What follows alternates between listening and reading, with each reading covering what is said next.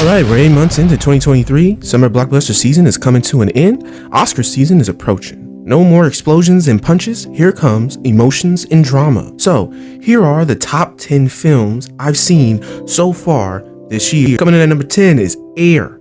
This concoction of Moneyball and The Big Short was surprisingly a good movie with a lot of great dialogue and a good story, even if it has one of the most corniest monologues I've ever heard put to screen. But it's about Jordan, so it's okay.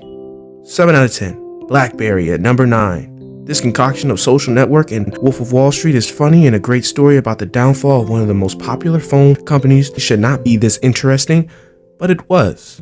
7.5 out of 10. At number 8, Polite Society. And this is one that most people don't really know, but this concoction of Mean Girls and The Pacifier, which I know sounds like a nightmare, but it's not. It's fun and it has that early 2000s feels to it, which is why I compared them to those two movies. It really does feels like an early 2000s film that you would see as a kid randomly on like HBO and you'll just fall in love with. And I loved it. 7.5 out of 10. At number 7, John Wick Chapter 4. This concoction of John Wick Chapter 2 and 3, because there's no other movies that's pretty much made like it, is amazing. I don't think you can compare this movie to any other films but itself. That's just how unique this film is. Not the story, but how they tell the story through action and its cinematography, which is just amazing. Never been a fan of the John Wick series, so when I heard this movie was going to be nearly 3 hours long, I dreaded the day its release. But they used that time wisely and showed you a great explanation with their action scenes. 8 out of 10. At number 6, Beau Afraid. This concoction of David Lynch and Ari Aster is just too crazy to really explain. Kind of like the feeling of anxiety, which this film is all about, and the fear of the world. And how Ari Aster portrays the world through anxiety is why you love filmmaking. It can turn feelings into a giant nutsack. 8 out of 10.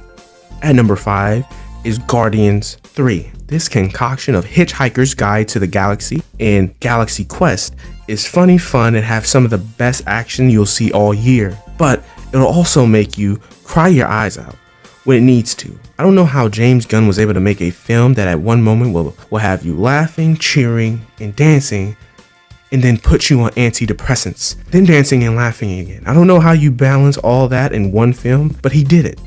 And for that, he deserves a blowjob. 8.5 out of 10.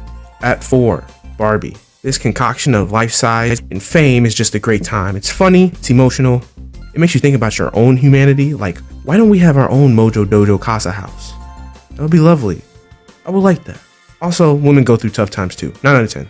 At number 3, They Clone Tyrone. This concoction of Sorry to Bother You and Undercover Brother is smart, well-written, hilarious satire on the plight of the black community. From chicken to gospel, it's all here, and how destructive it is to the black community.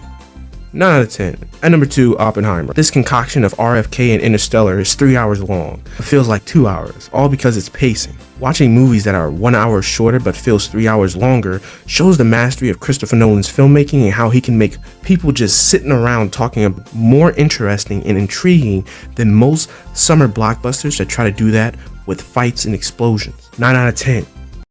And now, the number 1 best film of 2023 so far is... Guys, guess what I'm shooting with today?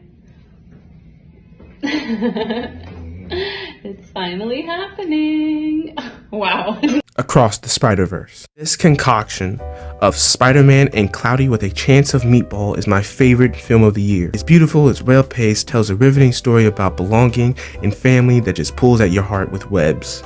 9.5 out of 10. So, that's the best films of the year that I've seen so far. Do you agree or disagree? If you agree, leave a like and subscribe. If you disagree, like and leave, but also subscribe. Alright,